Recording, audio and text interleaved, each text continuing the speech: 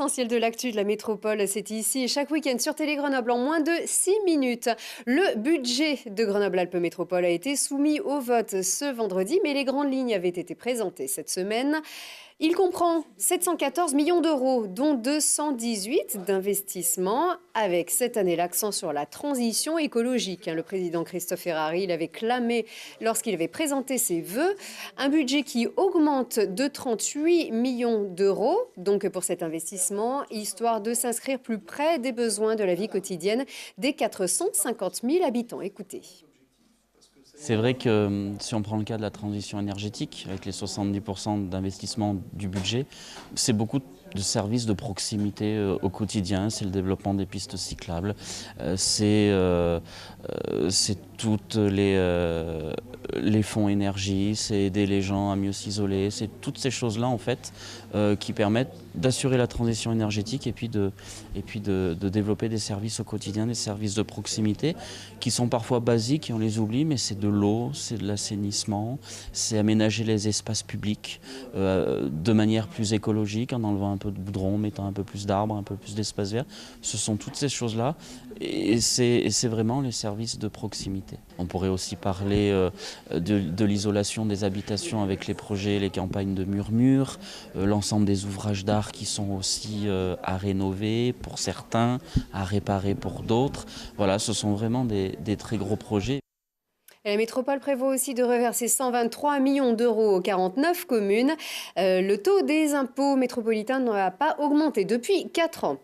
On vous annonçait sa réouverture la semaine dernière. La passerelle Saint-Laurent peut donc de nouveau accueillir les piétons. Elle a donc été inaugurée il y a quelques jours par le président du département, Jean-Pierre Barbier, le président de Grenoble-Alpes Métropole, Christophe Ferrari, et le maire de Grenoble, Éric Piolle. Toutes ces collectivités ont mis la main au porte-monnaie pour le financement de la rénovation qui monte à 2,3 millions d'euros après 15 mois de travaux. L'édifice qui relie les deux berges de l'Isère a rouvert en décembre. Et pour ce moment festif, eh bien, l'heure était à la fête malgré la pluie.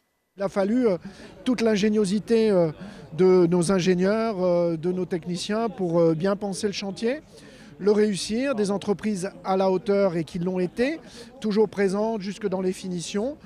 Et finalement, on prend un bel ouvrage qui est désormais sécurisé pour les décennies qui viennent.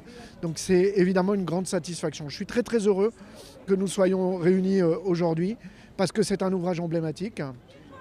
C'est important parce que là, celle-là qui avait été faite au début du XXe siècle était au bout du bout de ce qu'elle pouvait faire.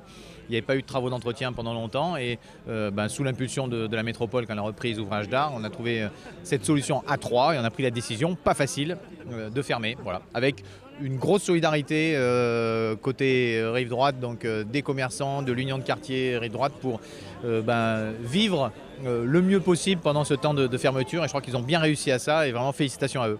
Je suis très heureux parce que c'est une passerelle qui participe au patrimoine du département de l'Isère, une passerelle par-dessus l'Isère qui a vu passer effectivement des événements historiques importants et puis cette passerelle qui relie le quartier Saint-Laurent à l'autre rive avec le palais du Parlement en face, le musée dauphinois, tout ça est un très beau symbole et pour le patrimoine du département c'est quelque chose d'essentiel.